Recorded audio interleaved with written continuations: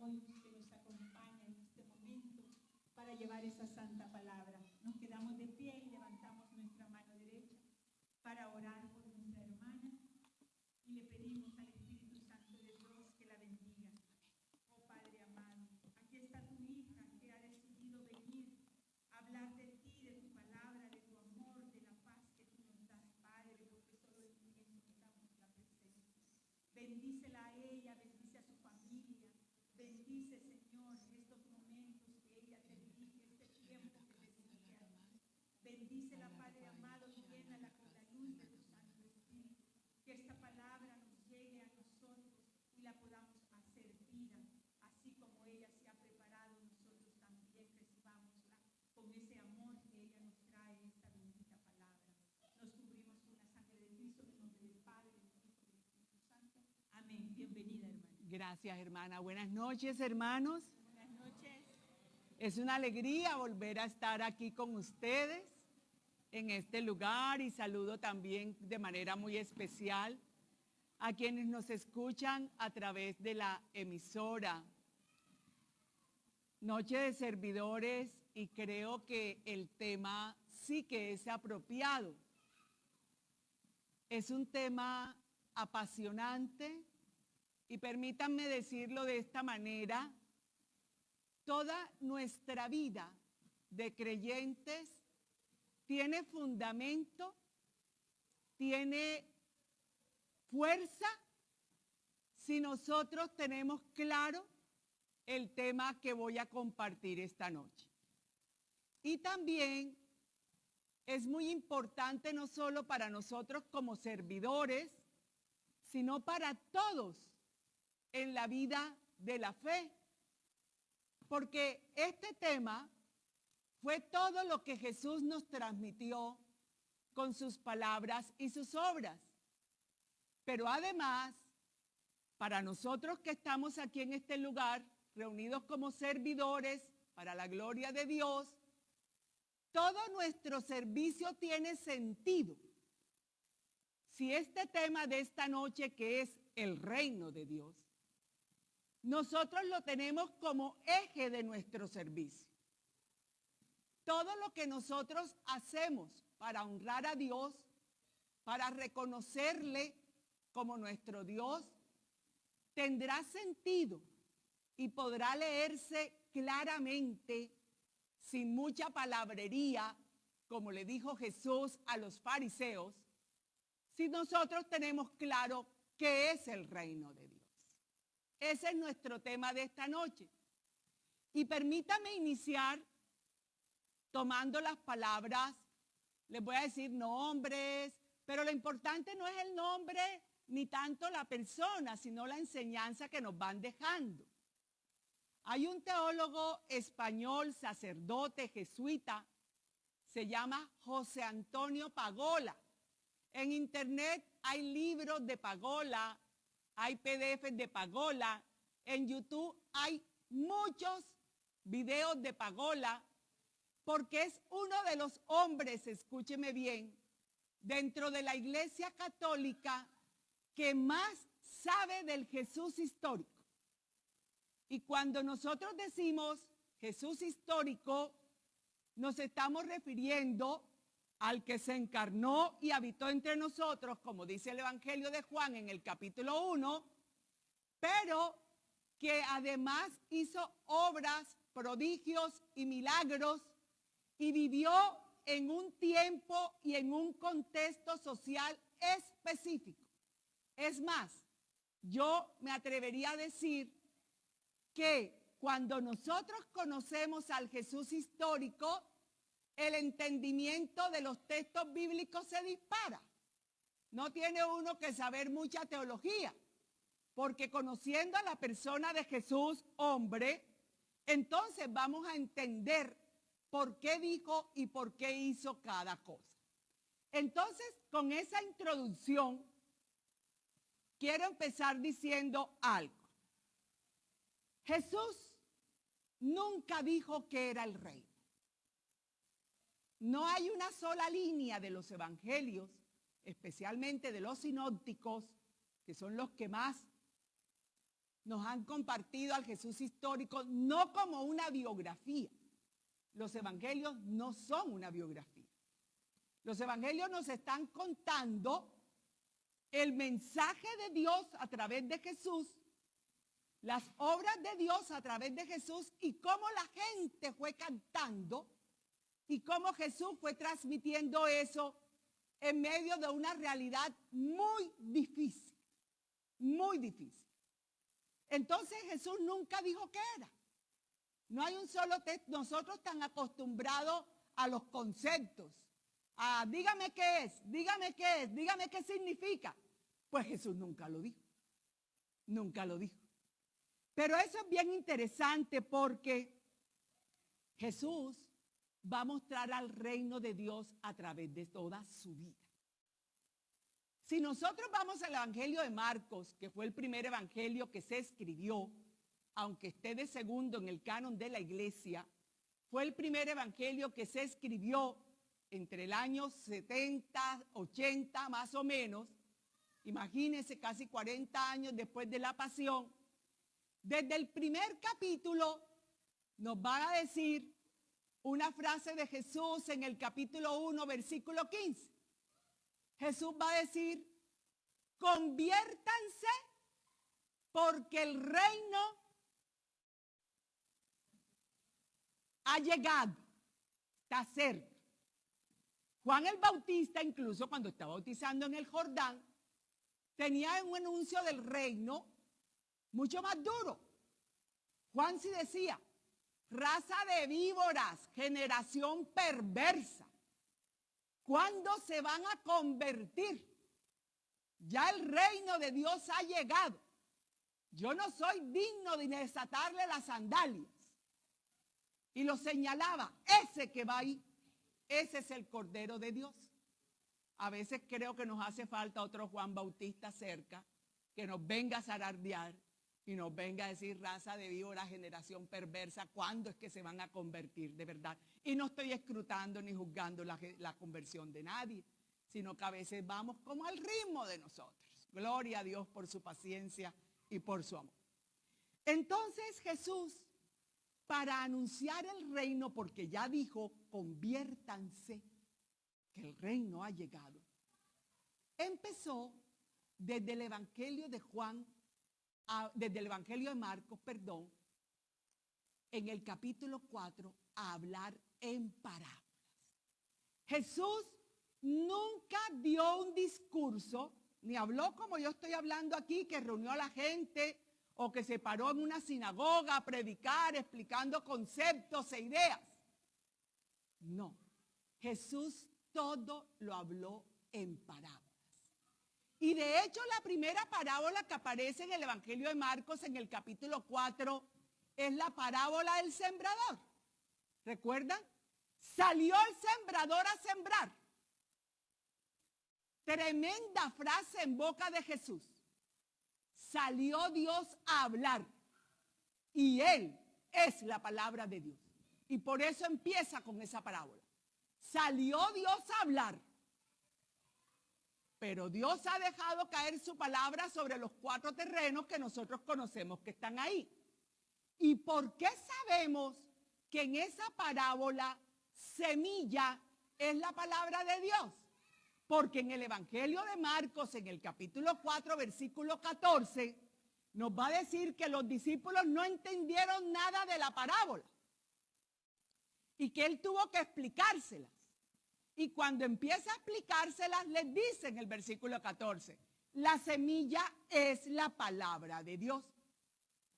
Entonces ya tenemos algo claro para ir entendiendo el reino. El reino no es una idea, no es un concepto, no es un comportamiento ético, sino lo que Dios le ha venido a hablar a través de Jesús, que es su palabra viva, a toda la humanidad para que Él reine en sus vidas, para que Él reine en nuestras vidas. Pero aquí quiero hacer un paréntesis. Recordemos que en los tiempos de Jesús había diferentes grupos religiosos. Ahí están en los textos bíblicos. Jesús a cada rato tenía conversaciones, no pelea. Los peleones somos nosotros a veces.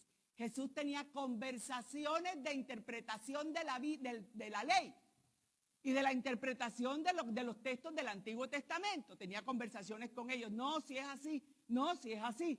Él tenía una postura, la defendía, la sostenía. Y por supuesto la postura de Jesús para nosotros es la creíble porque es la de Dios. Entonces, cada uno de esos grupos, escúcheme bien, tenía una idea frente al reino de Dios. Entonces unos decían, no, nosotros queremos un rey guerrero como David, que venga a quitarnos de encima el imperio romano, que venga a liberarnos de esta subyugación en la que estamos, porque en los tiempos de Jesús, Palestina, la Palestina en tiempos de Jesús, era una provincia del imperio romano. Y gobernaba Julio César, busque el texto de Mateo 2, era Augusto César, emperador de Roma, y sacó un edicto para decir que todo el mundo tenía que empadronarse e ir a sus lugares de nacimiento. Y nos dice Mateo que José cogió a María caminando para ir a Belén para que naciera el niño. Entonces el Evangelio nos da un dato importantísimo. Cuando Jesús nace, quien gobierna es Augusto César, uno de los grandes, si no el más grande emperador romano. Augusto César muere cuando Jesús tiene como 14 años. Jesús nunca lo conoció. Lo vio en las monedas. Ahora saben por qué dijo al César y a Dios lo que es de Dios. Esta moneda tiene grabada la cara del César. Él es el que anda buscando dinero, Dios no. Y viene a gobernar Tiberio. Tiberio, hijo de César. Y Tiberio era el emperador de Roma cuando Jesús es asesinado, porque fue asesinado. Hay que llamarlo por su nombre. Lo mataron. Lo mataron. Es así. ¿Por qué les cuento esto? Porque, gracias, muy amable. Porque entonces, gracias, fariseos, escribas, esenios, tenían todos los del Sanedrín, de la cabeza del Sanedrín, que fue los saduceos. Todos tenían un pensamiento frente al reino. Todos.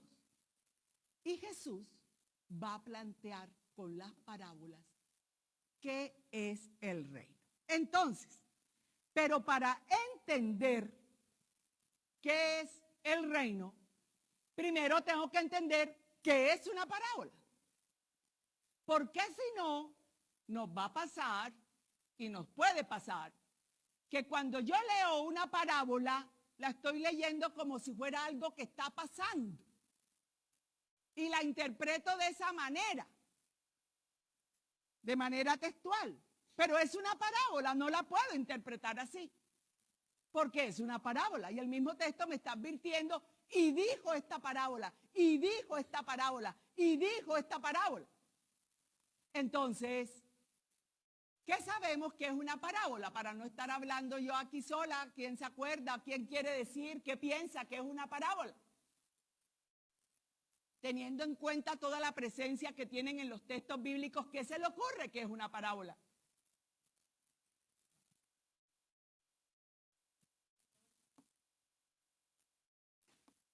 Tiene algunos elementos de la metáfora, pero realmente no es una metáfora.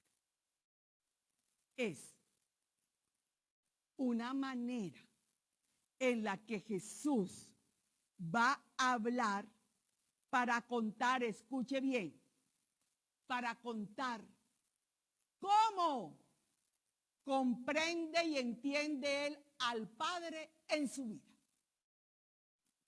Eso es una parábola. Sí, nos dicen que es un género literario, pero es más que un género literario. Si fuera un género literario quedaría encerrado. Pero es tan grande lo que es una parábola, que con cada una de ellas, Jesús lo que nos va a decir es cómo Dios actúa a través de él. Entonces le tengo una noticia. Usted y yo deberíamos ser parábolas andantes de Jesús. En que sin tener que hablar mucho y sin tener que estar siempre pegados de tanta cosa, le estuviéramos contando a todo el mundo con nuestra vida con nuestro actuar que es el reino de Dios. Porque ha llegado a nosotros. Y no tengo duda que ha llegado porque estamos aquí. Y nadie, nosotros decimos busca, no, Dios nos busca. El de la iniciativa es Él. Y nosotros nos dejamos buscar. Recuerden al padre Raúl, Él nos seduce, nosotros nos dejamos seducir. Él nos busca y nosotros respondemos, aquí estoy. No como Adán que nos escondemos, ¿cierto? Aunque a veces sí. Y le ponemos excusa. Entonces, Él lo que busca con la parábola es conseguir, provocar una decisión en los que lo están oyendo. Cada parábola, aunque Jesús ya no la abre de manera locuaz para nosotros, pero que está en los textos bíblicos, lo que está provocando, lo que busca es provocar una decisión en nosotros. ¿Y cuál será esa decisión si es la manera como Jesús habla del reino? ¿Qué será la decisión que busca provocar Jesús? Diga lo que sea. Que Dios reine. Que Dios sea mi rey. Pero principalmente que Dios reine en mi vida. Porque muchas veces le digo, voy a hablar en primera persona para no meterme con nadie, no porque yo sí lo haga ni nada de eso. Señor, tú eres mi rey. Y el Señor en sí me dice, pero tú no estás viviendo el reino. Tú todavía andas con groserías. Tú todavía tratas mal a la gente. Tú crees que yendo a misa vives el reino. Y ni siquiera hablas bien del sacerdote. Y le criticas todo lo que hace. Y vienes a la comunidad y nada te gusta. Te voy a coger por decir algo, Samuel, no porque sea así, ¿oíste? Y te acabas al coordinador. Si tiene algo de verdad, no tiene nada que ver conmigo, aclaro. Aclaro. Y entre hermanos, mucho hermano y mucho abrazo, pero de amor, pocón, pocón, decimos en mi tierra. Pocón, pocón. Es decir, Dios no reina en mí. Yo puedo tener unos conocimientos, puedo tener unas ideas claras de lo que Dios quiere, pero le estoy dando respuesta. O mi respuesta siempre es, yo no puedo, el Señor sabe que yo soy frágil, yo soy muy humana, entonces Él sabe que no, en esta humanidad uno es imperfecto y Él comprende y me perdona. Si yo estoy diciendo eso, yo no he entendido qué es el reino de Dios. Porque el reino de Dios, que Dios reine en mí, es precisamente para transformar todo aquello que yo no tengo claro sobre quién es Dios en mí. No para mí, en mí. Porque habita en nosotros, ¿o no? Parece que no mucho, bueno. Entonces ya dijimos un punto fundamental. La palabra es semilla y el reino empieza a anunciarse cuando la palabra llega. Y si usted se acuerda de la parábola del sembrador, ¿cuántos terrenos había? ¿Cuántos? 4. ¿Y en cuántos cayó y dio fruto? ¿En cuántos? Dígalo tranquilo, ¿en cuántos? Pero con perseverancia, dice el texto. No fue un fruto mágico. Y dará el 100 con perseverancia. Es decir, no tengo duda que nosotros todos los días, bien sea porque la escuchemos, porque la leemos, porque en la misa la escuchamos otra vez, recibimos la palabra de Dios. La pregunta es, si yo soy terreno bueno, algunos han leído ya el libro del padre Raúl, no, el primero, Corazón de Tierra. Si yo soy terreno bueno y si estoy perseverando para dar fruto de esa palabra que llega. Entonces, ¿para qué anuncia Jesús el reino? ¿Para qué? Eso le trajo un lío tremendo. Van a terminar matando. Hasta Herodes le va a preguntar, ¿tú estás diciendo que eres el rey de los judíos? Hasta Herodes se lo preguntó. ¿Para qué lo anunciará? ¿Para qué Jesús quiere que Dios sea el rey de nuestra vida? ¿Para qué? Pero aquí todavía no nos vamos para allá. Vida eterna, vamos a aguantarnos un ratico aquí. ¿Cierto? Mejor. ¿Para qué? ¿Para qué? ¿Para qué? Porque Jesús tiene la convicción de que el hombre es incapaz de enderezarse por sí solo. Gracias. Lo digo de otra manera. Jesús ya sabe, porque lo ha visto, no porque lo está adivinando, porque lo está viendo, lo que él mismo va a decir en el Evangelio de Lucas. No es lo que entra, lo que daña al hombre, sino lo que tiene. ¿En dónde? Jesús se ha dado cuenta que el hombre no es capaz de enderezarse por sí solo. Eso que sale del corazón o que entra y que nos daña, se llama pecado. ¿O no? Póngale el nombre que quiera. Póngale adulterio, chisme, lo que dijo Jesús. Todo eso que Jesús dijo es pecado. ¿O no?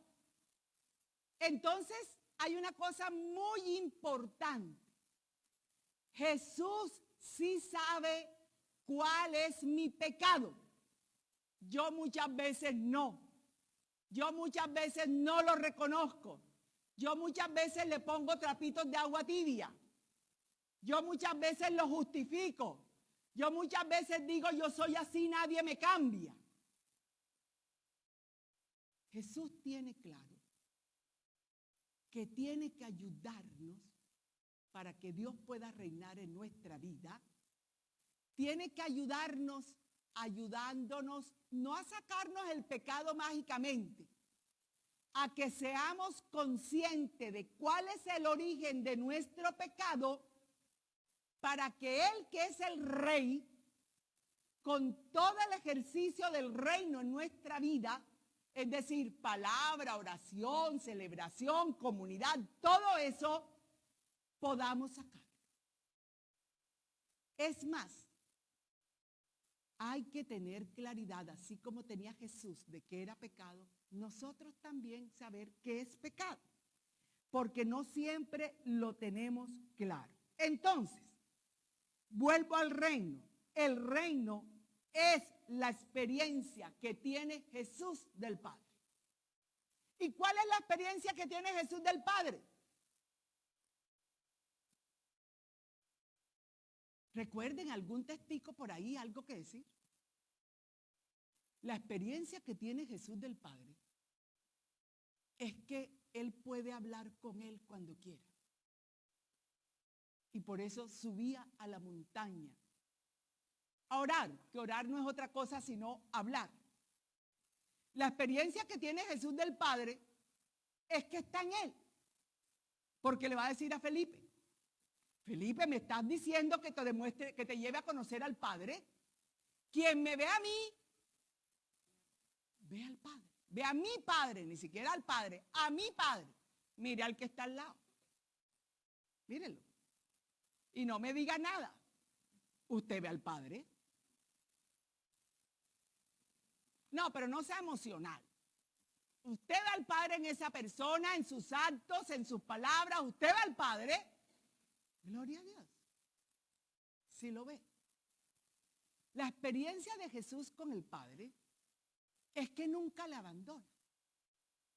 Que Él es hijo. No le dio casa. Para que sepan. ¿O sí?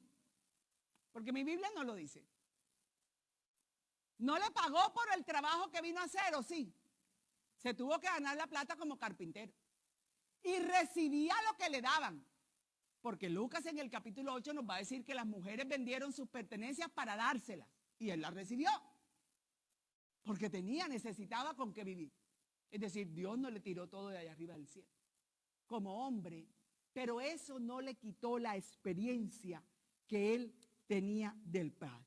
Entonces, lo que busca el reino, lo que busca que Dios sea mi rey, es enderezarme desde dentro, no desde afuera. Desde dentro, Él nos conoce desde dentro y está buscando enderezarnos, aunque en mi tierra hay un dicho que dice, árbol que nace torcido, yo le digo mentira. Jesús lo puede enderezar, gloria a Dios. El tema es si nosotros queremos que nos enderece o estamos muy cómodos con la curva ahí, echados. Eso sería. Entonces, en el Antiguo Testamento ya se decía, hablaba de la palabra. Recordemos el texto de Isaías 55 en el capítulo 10. Porque la palabra es como la lluvia que cae. No se devuelve hasta que no haya hecho lo que ha dicho, dice Isaías. Dice Isaías. Y desde el Antiguo Testamento nos decían que Dios era rey. Zacarías va a decir que el Señor será rey con toda su fuerza. Hay salmos, los cantamos. Va a entrar el Señor, va a entrar el rey. Cantamos los salmos que dicen que Dios es rey.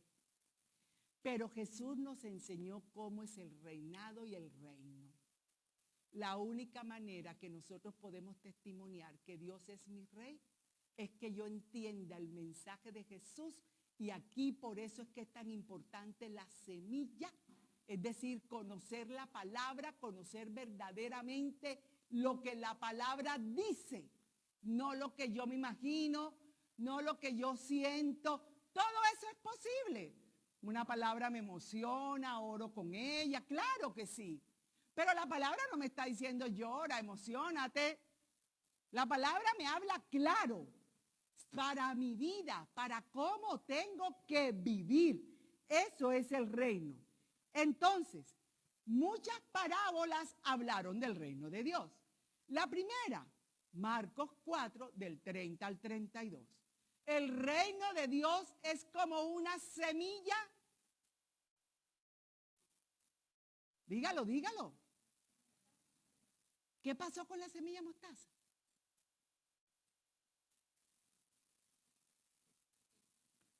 Sí, la semilla es pequeñita, chiquitita, casi ni se nota, café. ¿Qué pasó con ella? ¿Ah? Creció hasta ser un arbusto grande. ¿Y cómo creció? ¿Cómo creció? ¿Cómo? ¿Cómo creció? La hizo crecer un misterio. Dios es el único que puede hacer crecer el reino. El reino de Dios no crece, dice Pablo VI en un documento precioso, el anuncio del Evangelio, que ojalá lo leyéramos todos.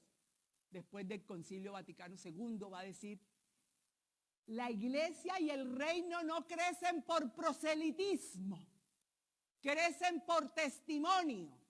Y nosotros parece que andáramos en campaña política del reino todo el tiempo y no dando testimonio de lo que es el reino. Pero por eso es que tenemos que saber qué es el reino. ¿Qué es el reino? Entonces hay otras parábolas. El reino está cerca, el reino crece silenciosamente, lo pequeño se vuelve grande, se transforma desde adentro, la levadura. Porque la parábola tiene una peculiaridad o una característica, que Jesús va a hablar con ella, en ella, con lo que la gente vivía. En los tiempos de Jesús, la gente se ganaba la vida sembrando o pescando. Por eso todas las parábolas hablan de siembra y de pesca, para que la gente entendiera. Para que la gente se pudiera encontrar en la parábola. Para que la gente pudiera saber, porque eran sembradores y sabían lo difícil que era el terreno malo, qué terreno estaban siendo ellos. Pero realmente en esa parábola Jesús, además de hablar para personas, está hablando para esos 4 grupos que les mencioné ahora, que van detrás de él todo el tiempo, y lo dicen los evangelios, y le seguían los fariseos, y le hacían preguntas, y le seguían los escribas, y le hacían preguntas, y le hacían preguntas para ver si caía. Ellos eran esa tierra mala, ellos eran esa tierra dura, ellos eran esa tierra pedregosa, ellos eran esa tierra de espinos, ellos eran la tierra que vino el ave y se les llevó la semilla. Renovación carismática, cuidado con la tierra que somos. Porque la experiencia del bautismo en el Espíritu es una experiencia garantizada si sabemos que es el Rey. Porque si no, ¿qué estamos anunciando? Porque si no, ¿qué estamos mostrando con nuestra vida? O me tengo que poner la camiseta cuando vaya a mi universidad a trabajar. Yo le tengo que mostrar el reino a mis estudiantes. Cuando alguno tiene un problema y me dice, profe, mi mamá le acaban de decir que tiene cáncer. Y yo que le digo, ay, bueno, vaya y la llevan del médico. Le digo eso. ¿Qué le digo? A un muchacho de 17 años. Cree, ten fe. ¿Qué le puedo decir? Ni siquiera me sale abrazarlo y decirle, yo te voy a acompañar. Hace 15 días una casi se mata. El novio se mató. Me avisaron enseguida y le escribí. Lleva 70% cumplido conmigo, no te preocupes por el 30%. Lo único que te voy a pedir, así le dije, es que en este tiempo de dolor no te olvides cuánto te ama Dios. Ni siquiera te voy a pedir que no lo sientas. Ni siquiera te voy a pedir que no llores a tu novio. Ni siquiera te voy a decir que simplemente ores para que el dolor desaparezca. Lo único que te voy a pedir es cuánto te ama Dios. Y que sepas que cuentas conmigo a la hora que quieras y cuando quieras. Me vas a llamar así estemos en vacaciones y yo te voy a contestar. Y yo no tengo que decirle porque yo conozco el reino. ¿Y cuánta gente allá afuera no entra al reino? No recibe el reino. Porque nosotros lo que hacemos a veces es poner condiciones. Tienes que ir a tal hora. Y te tienes que vestir así. Y no puedes hablarle más a ese amigo. Cuidado. Una lista de condiciones.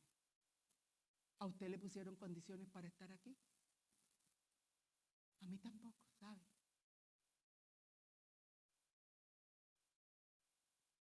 Ninguna. Entonces, ¿qué quiere decir eso? Que el reino tiene unos valores, que somos los que tenemos que vivir, los que estamos en él. Pero antes de ir a los valores, le voy a decir una cosa. ¿Cómo anunció Jesús el reino? A ver si nosotros nos acercamos un poquito. Hablando, yo creo que le damos ahí, al clavo, ¿sí o no, Samuel? Samuel dijo así. Porque somos buenos. Ah, caramba. Nos dieron el don de lengua, pero no el de Los Ángeles, las de acá.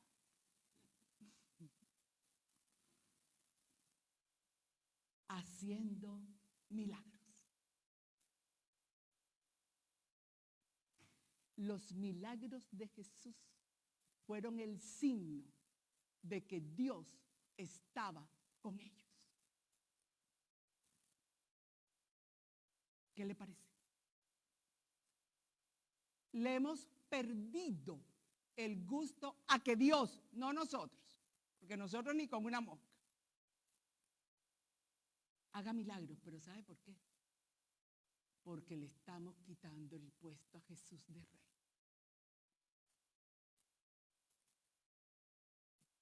Cuando nosotros oramos, cuando la renovación, y perdón si alguien me escucha que no sea de ella, pero no es por vanidad, sino por experiencia de vida.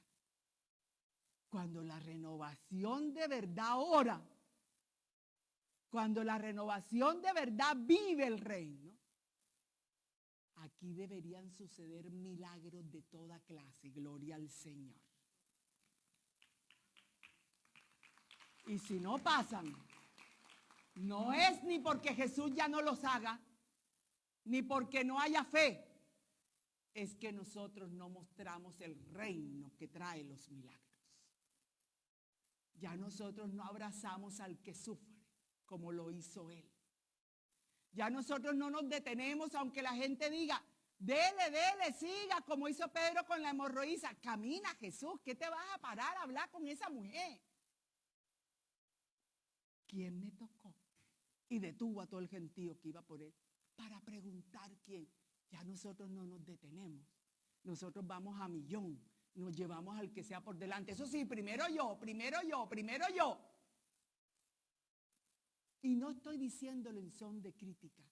Lo que quiero es concientizarnos que Dios nos ha permitido conocer el reino. Porque si nosotros estamos aquí es porque tocó nuestro corazón y empezó a sanar nuestras heridas y empezó a sanar nuestros dolores y empezó a sanar nuestras enfermedades y empezó a enseñarnos a mirar al hermano como hermano. Y por eso vivimos los milagros en nuestra vida. En nuestra vida. Yo me vine y lo cuento. Yo salí de Montería hace una semana y saliendo el día antes, mi hermana y yo vivimos así, ¿ve? Esta es la puerta de ella y esta es la puerta mía. Las dos andan abiertas porque son los únicos dos apartamentos en el piso. Imagínate, están abiertas todo el tiempo. Y yo dije, voy a cerrar el apartamento. Pero yo tenía una razón que no quería decirle a ella, pero lo voy a dejar cerrado, mi hijo queda con la llave si la necesita. A ella no le pareció. Y yo me vine sin despedirme. Mi hermana del alma. Y el Señor aquí, reino. Y te viniste sin despedirte. Jaja. Y esta mañana la llamé. Y le dije, mira, tú y yo no podemos discutir así. Y mucho menos por una puerta. ¿Esa qué locura es? Porque quedó cerrado, porque quedó abierta. ¿Y esa qué locura es? ¿Y saben lo que ella me contestó? Para que sepan quién es la del reino. ¿Saben qué me contestó? Y tú y yo discutimos. Yo me levanté tarde y no vi cuando te fuiste. Pero tú y yo no hemos peleado. Ya saben quién es la del reino. Y ya saben por qué yo estoy aquí. A ver si lo entiendo. A ver si lo vivo. Pero ella hace 6 meses, cuando yo vine a 6 meses, le habían dictaminado 2 nódulos en un pulmón 5 días antes de yo venir. Y ella lo escondió durante 3 meses, dizque para que yo no me preocupara. Y yo me enteré 5 días antes de la operación. Yo le dije al Señor, Señor, mira, no tengo tiempo ni de orar. Voy a hablar con el médico a ver qué es lo que pasa, voy a mirar acá qué es lo que pasa y a organizar los 2 hijos que tampoco saben. No me queda tiempo ni de orar. Mi fe a tus pies, Señor. Mi fe a tus pies. Les resumo, llegamos a la operación. 6 de la familia, entre esos un tío médico anestesiólogo. Se armó un zaperó con un nudo allá, que no aparecían las imágenes, que sí aparecían las imágenes. Mi tío médico bravo, que para allá y que para acá. Yo dije, un momentico. Se queda todo el mundo quieto. A las 2 horas no hubo operación. Los nódulos desaparecieron. Y hoy cuando la llamé me dijo, acabo de llegar donde el médico, mi último examen, todo está bien, ya me quitaron el tratamiento. Gloria a Dios. La gente que está a nuestro lado, y no porque todo el mundo no se va a enfermar, la gente se va a enfermar. Pero si nos tiene cerca, por lo menos debería vivir su enfermedad con el cuidado y el amor que nosotros le demos. No habrá mayor sanación que esa, que saberse amados. Y los amamos porque conocemos el reino. Entonces, los milagros no fueron otra cosa que Jesús mostrando que cuando el reino llega, la vida se restaura. Lo que está enfermo se sana. Lo que está dañado se cura. Lo que hace falta aparece. Por eso los sinópticos, la manera correcta no es decir milagros, es decir signos. Jesús está haciendo signos de que Dios está ahí. Entonces, hay un tema muy interesante, renovación carismática, porque entre los milagros que hizo exorcismos.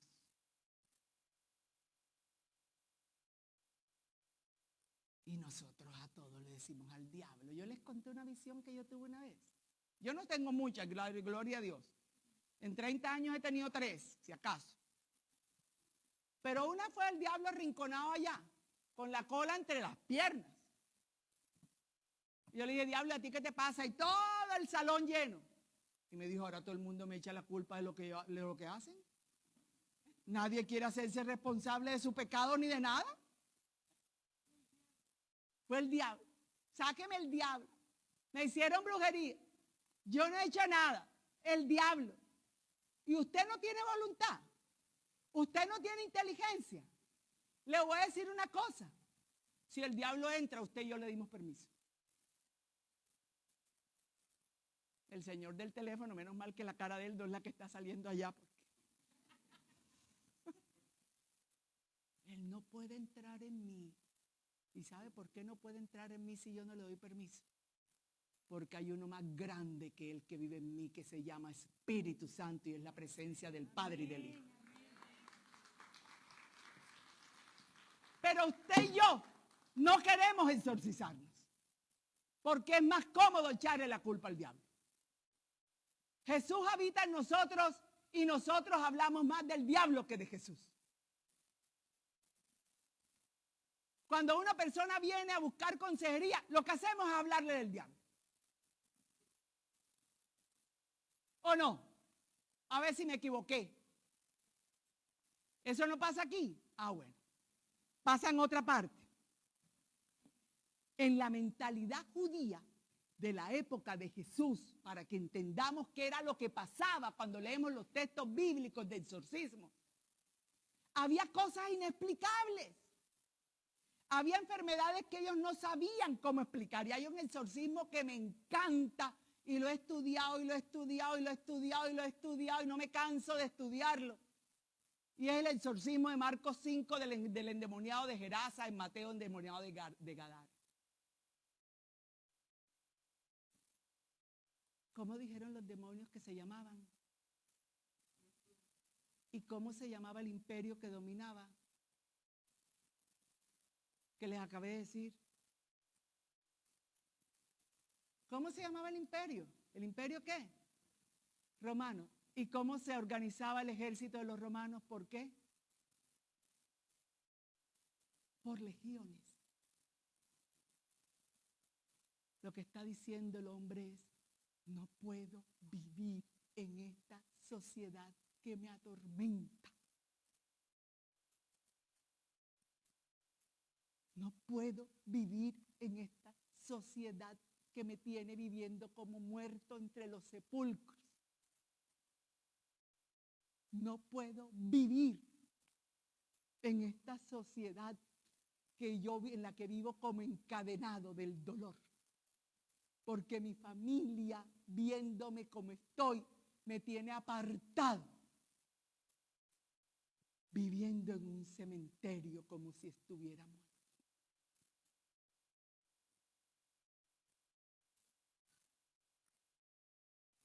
¿Y qué hizo Jesús?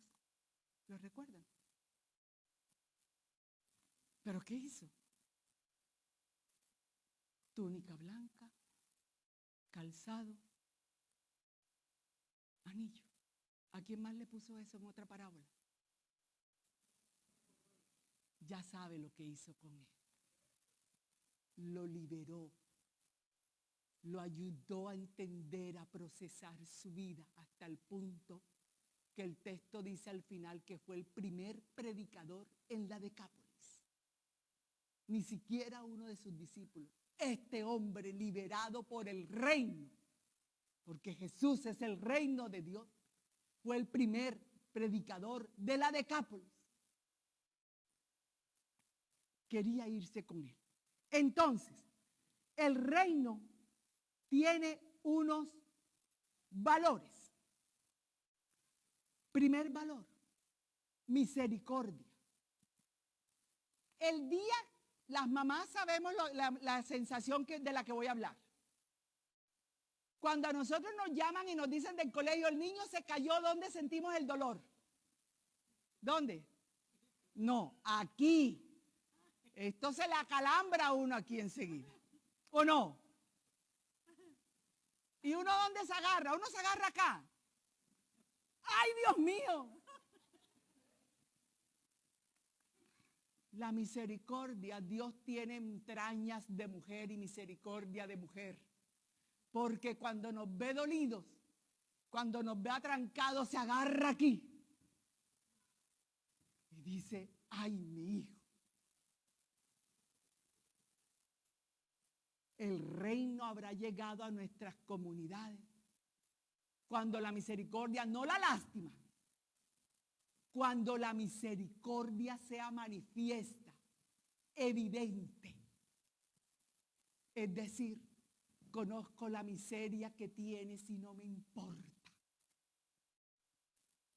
Y si me toca quedarme contigo para levantarte de ella, me quedo. Me quedo. Recordemos que en algunos de los milagros, el ciego, la mujer sirofenicia, ten misericordia de mí, hijo de David. Ten misericordia de mí. Es decir, vive tu reino en mí. Vive a tu Padre en mí. No es solamente que le devolvió la vista. Construir la paz y la justicia. Por eso Mateo 5:33, que fue el texto que le mandé a Samuel. Cuando el sermón del monte está terminando en el capítulo 5 de Mateo, que es la propuesta de Jesús del reino, dichoso el que, dichoso el que, dichoso el que. Iba a decir en Mateo 5:33, busquen el reino de Dios y su justicia. No, divina no lo dice. ¿Y su justicia? Sí, porque a veces le ponemos al texto palabrita. No. Pero la añadidura creemos que es el carro, la beca y la casa. ¿Sabe cuál es la añadidura? Lo que acaba de decir en el monte. Usted y yo entramos al reino por decisión, aceptándolo como nuestro Dios, y vendrán las añadiduras, lo que no teníamos. Y que si además nos da casita y carrito y beca, bienvenido, no pasa nada. Entonces construir la paz y la justicia no es un sentimiento. Príncipe de la paz, lo llamaron. Y pasó discutiendo todo el tiempo. ¿O no? Con los discípulos, con nosotros. No es el tema de tener que estar de acuerdo con el otro y mejor me callo y mejor no digo nada y mejor me callo porque es que si hablo es un problema. Si cuando hablamos entre nosotros es un problema, apaga y vámonos. Porque el signo de que el reino está presente es que podemos dialogar, incluso pensar diferente, pero nada de eso romperá el amor que nos tenemos. Porque si una diferencia llega a romper el amor que nos tenemos o que los tenemos a los demás, ese amor es muy frágil.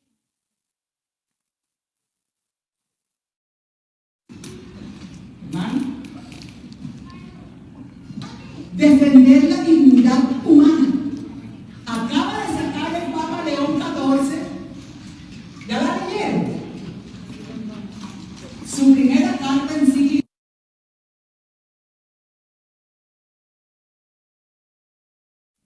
Humanitas. Quiere decir, la humanidad es grande. Y en el número 53, en el canon 53, va a hablar de la dignidad de nosotros. El valor que nosotros tenemos. Pedro va a decir en una de sus cartas que el valor nuestro es la sangre derramada de Jesús. Pero acá nos habla el mundo de que yo valgo si tengo plata, valgo si tengo un escaño social, valgo si sé mucho, valgo. y nos van a mostrar una dignidad que no es cierta. La única dignidad valiosa, si usted tiene esa, muy bueno, y téngala y vívela bien, pero la única dignidad valiosa y que nada ni nadie, ni siquiera Satanás nos puede arrancar, se llama ser hijos de Dios. Porque nosotros estamos aquí, pero si hay alguien debajo de un puente, vale lo mismo que yo para Dios.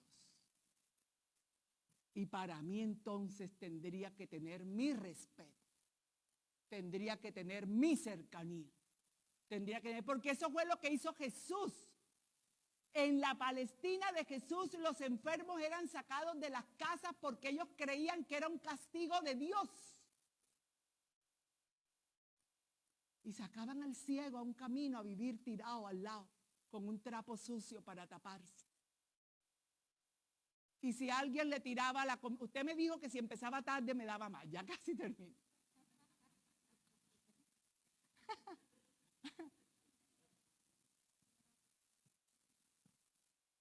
Y Jesús, ¿qué fue lo que hizo cuando le dijo, ¿qué quieres que haga por ti? Que vea, devolverle la dignidad, es decir, devolverle la posibilidad de volver a la casa, de estar con la familia, de estar con la sociedad, de ir al templo, de orar. Jesús lo que hizo fue devolver dignidad. Y a nosotros, cuando nos criticaron, cuando nos dijeron pecadores, cuando nos dijo si teníamos 3 o 4 maridos o 4 o 5 mujeres, qué sé yo, o que no nos hablamos con alguien en la familia, o que no queremos perdonar a alguien, Jesús viene a decirnos, tú vales más que eso. Tú vales más que tu odio, tú vales más que tu rabia, tú vales más que tu dolor. Tú vales más. Tú vales mi hijo, dice Dios. Servir a los pobres. Servir a los pobres es un signo del reino. Y nos lo viene diciendo el Papa Francisco, y nos lo viene diciendo este Papa ahora. Y los últimos, Juan Pablo II, nos viene diciendo, iglesia, los pobres, los pobres. Y la renovación carismática, el Papa Francisco en uno de sus discursos en el estadio de Roma le dijo a la renovación cuando armó Caris, que tenemos 3 trípodes. Uno son los pobres, otro es la identidad y otro es la pastoral de la renovación. Y me parece a mí que vamos como cojeando. No sé si serán ideas mías. Un trípode son 3 patas. La de las pobres la tenemos como cojeando. Y no hablo solo de pobres económicos. Hablo de los pobres de Dios. Hablo de los pobres de Dios. Orar es un signo del reino. Jesús mismo lo mostró. Y la oración es lo que nos traerá docilidad al reino. Pero nunca lo oramos. Nunca le digo al Espíritu Santo, enséñame a ser dócil al reino de Dios. Enséñame a vivirlo. Enséñame a que esos valores sean los que dirijan mis decisiones, los que dirijan mi actuar. Enséñame, Señor. Entonces, concluyendo, el reino de Dios es el corazón del Evangelio, es el Evangelio. Todo lo que usted interprete de otra manera, sin tener en cuenta el reino, no es que siempre tiene que hablar del reino, pero todos los textos bíblicos de los evangelios están hablando del reino.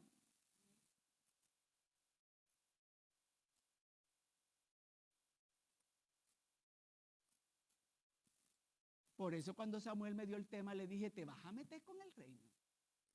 No me va a alcanzar el tiempo ni siquiera. Esto es una clase que yo doy en 15 días en la universidad. He tratado simplemente de animarlos, darles unas luces para que veamos lo importante que es conocer el reino, sobre todo a nosotros, servidores, sobre todo nosotros. Entonces el reino es la presencia viva de Dios en Jesús. El reino es la misión de la iglesia. Usted y yo servimos para mostrar el reino. En ese pan que se va a comer ahora, el que se lo vino cargando le está mostrando el reino. La amabilidad de mi amigo que me fue a buscar la Coca-Cola fría por allá. Lo hizo por amor, él no tiene que hacerlo. Yo no tengo corona. Yo no vengo aquí a que me traten como corona. Pero a mí eso me seduce, no él. Porque en esos actos sencillos es que vemos el reino. Y a veces peleamos en la fila porque vamos a llegar de último y se está acabando. Hermanos, no nos creen. ¿O qué, hermano? ¿Qué piensa? No nos están creyendo. Y no se lo digo como crítica. En este momento lo exhorto. Nosotros, así como Jesús mostró el reino, tenemos el compromiso libre y voluntario de mostrar el reino. Entonces, ¿el reino qué es? Concluyendo, la victoria del bien sobre el mal. Carta de Pablo a los Romanos, versículo del 7 en adelante. No devuelvan mal con mal, devuelvan maldición con bendición. Al que no les dé, dele. Jesús, si tienes 2 túnicas, regala una. Si alguien te dice que lo acompañes 1 milla, no digas tengo pereza y me duele la rodilla. Camina 2. Nosotros hacemos lo estricto. El reino es más. El reino es más. El reino es más. La victoria del amor sobre el mal. Si en nuestra casa el mal está en una división, si en nuestra casa el mal está, para no hablar de la comunidad, porque esa es nuestra comunidad más cercana, le voy a poner tarea. No se me quitan los profesores de así de fácil, ¿no? Hoy es el día en que usted llega a decir, yo te amo más que lo que nos hizo pelear. Yo te amo más de que si tú tienes razón o yo tengo razón. Yo te amo más de todo el daño que me pudiste hacer. Yo te perdono más de la ofensa que tú me pudiste dar. Te reconozco más de lo que tú me reconociste cuando me ofendiste o me hiciste daño. Para que nos digan, se enloqueció. Y usted conteste, no. Llegó el reino a mi vida. Gloria al Padre, al Hijo y al Espíritu Santo. Amén.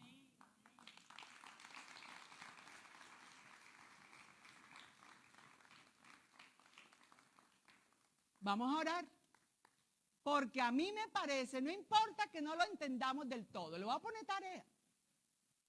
Cada evangelio tiene un bloquecito de parábolas, no es largo, ¿sabe que no es largo?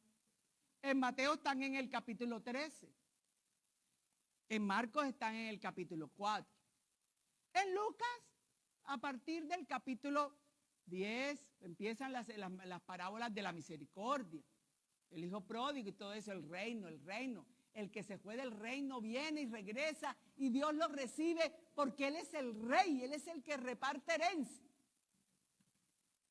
Lea las parábolas, pero ya saben, no están contando una historia. Es una manera como Jesús daba para que la gente comprendiera que era el rey. ¿Listo, hermano? Está de pie en el reino. Hágale una tecleadita. Va a ser muy simple para nosotros los carismáticos, que nos gusta tanto esa oración.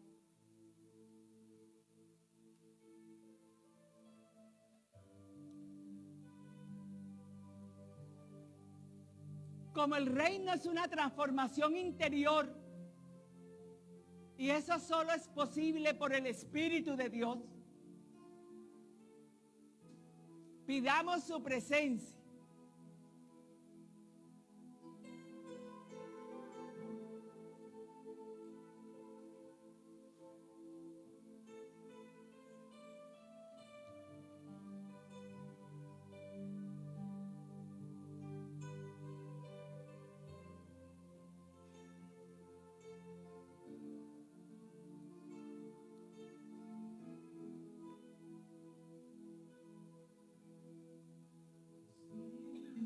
De Dios,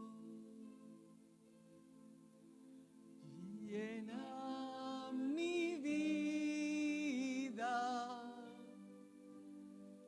llena mi alma, llena mi ser. Cántelo pero con el alma. Espíritu de Dios, ven,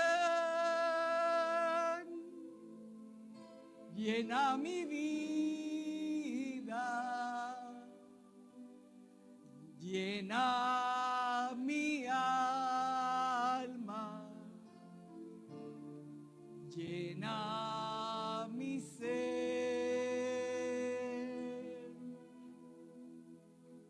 Escuche bien lo que le voy a decir. Pida conmigo al Espíritu Santo que llene de su presencia nuestra vida. Nuestra vida no es el cuerpo. Nuestra vida es la realidad humana de cada uno de nosotros, con el pasado y con el presente. Llena esa vida que hemos vivido de ti, Espíritu de Dios, para que tú que conoces nuestra historia, nos ayudes a construir el reino en todos los momentos de dolor de nuestra historia,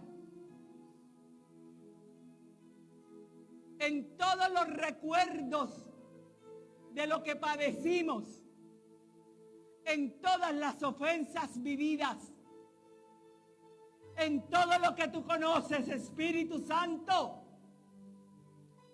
Ven a llenar mi vida de ti. Ven a llenarnos de tu amor, porque será la única manera en que vivamos el reino, haciendo que el amor venza el mal. Pídale al Espíritu que si aún no tiene una experiencia profunda del amor de Dios, que le haya permitido, que le haya enseñado a perdonar de verdad, que le permita mirar hacia atrás en el camino de su historia y no hacernos los ciegos, sino por el contrario, tener claridad dónde actuó Dios y dónde actuó el mal. Dígale al Espíritu Santo: ven a llenarme de ti, para poder mirar hacia atrás y verte en medio de todo eso, Señor, y poder construir mi presente en el reino de Dios. Llena nuestra alma, porque en nuestra alma nos hace falta sembrar para nosotros mismos primero justicia y paz, y llenar nuestro corazón y nuestras entrañas de misericordia, para no maltratar a nadie, para sentir el dolor del otro como si fuera mío, para ayudar al otro a cargar sus cargas,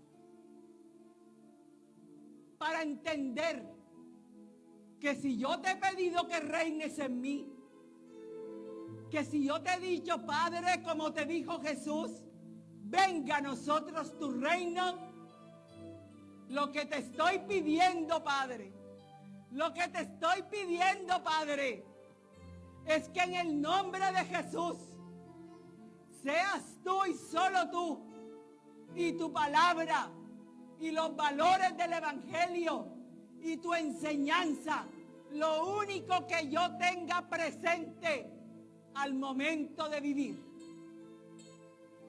Ven, Espíritu Santo. Ven, Espíritu de Dios. Ven a darme la capacidad de entender el reino. Ven a dejarme comprender a mí mismo como el ciego que vive a la orilla de un camino. O como la mujer que se le escapa la vida en un sangrado y nadie quiere tocar porque la considera impura. O como el sordo al que nadie le habla y no mira porque sabe que no puede oír y entender. O peor aún, como el leproso condenado a muerte y condenado a estar solo. Danos esa gracia de mirarnos necesitados de tus signos, de tus milagros de vida, no solo físicos, para que nosotros te dejemos reinar verdaderamente en nosotros. Y entonces seamos una piedra viva, como dice Pablo, en este edificio, en este castillo que es iglesia, que muestra el reino de Dios. Ven, Espíritu Santo. Ven a sanar esos momentos en que nos trataron como si no valiéramos nada por la condición social o porque estábamos vestidos de cierta manera o porque no pensamos igual a otro o porque simplemente, Espíritu Santo, pensaron que no teníamos ningún valor. Hoy quiero que tú restaures nuestra dignidad y me convenzas, Espíritu de Dios, que el valor que nosotros tenemos nos lo dio Dios al crearnos. No depende de ningún hombre. Y reconociendo mi dignidad, proteja mi humanidad, cuide el vivir con responsabilidad y amor y justicia. Y entender, Señor, que tú anunciaste un reino para todos y que nosotros como servidores tenemos el compromiso de anunciar ese reino con nuestra vida, con nuestras palabras, con nuestros actos e incluso con nuestro silencio. Ven, Espíritu de Dios, ven. Ven, porque si aún no lo comprendo totalmente, danos la gracia, danos la capacidad de al leer las parábolas, comprender lo que Jesús quería del reino. Ven, Espíritu, ven. Porque tal vez lo he entendido a mi manera, lo he vivido a mi manera, con buena intención, pero a mi manera. Pero hoy, en que me has hablado del reino, es una invitación directa a ser parte de su reino. Alabado sea, Señor. Gloria a ti, Jesús. Alabado seas. Empecemos a darle gloria y alabanzas al Señor por su reino, porque nos ha invitado a ser parte de él. Primero por el bautismo y de ahora en nuestra vida de manera consciente. Nos llamó por nuestro nombre y nos dijo: te quiero en mi reino, y no para maltratarte, y no para dominarte, y no para subyugarte, sino para que vivas como tienes que vivir, para que tengas lo que tienes que tener de mí y para que seas lo que yo creé de ti. Alabado sea, Señor. Y así, Señor, le pedimos a ella. Si Jesús es el reino de Dios, llegó a nosotros a través de ella. Y llegando a través de ella, ella lo entendió. Y tanto lo entendió que llegó hasta el final con él, al pie de una cruz. Pero siempre amando a los que lo traicionaron y lo dejaron solo. Yéndose con el discípulo para que no se quedara sin tener dónde recostarse en el pecho del maestro. Y orando para que todos verdaderamente tuvieran la experiencia del reino de Dios en ellos, en sus vidas. Gracias, Dios. Danos la gracia a la renovación carismática de ser anunciadores del reino, de no ser sectarios, de no buscar proselitismo y alcanzar y cazar. Danos la gracia de gritarle al mundo entero que hay un reino que aún muchos no conocen y que nosotros queremos mostrar, respetando al diferente, sirviendo al que nos ha humillado y hablando de Dios, no un Dios que condena, no un Dios que castiga, hablando de Dios más que del diablo y contándole a todo el mundo: el reino de Dios ha llegado. Busca el reino, busca a Jesús, que es el reino, busca su palabra que enseña a vivir el reino, y todo lo demás te llegará por añadidura, para que todos un día, aunque no sea en el mismo lugar, pero sí en la faz de la tierra, seamos muchos los que sigamos gritando: Jesucristo es el Señor, es el reino de Dios. Gloria al Padre, al Hijo y al Espíritu Santo. Que Dios los bendiga.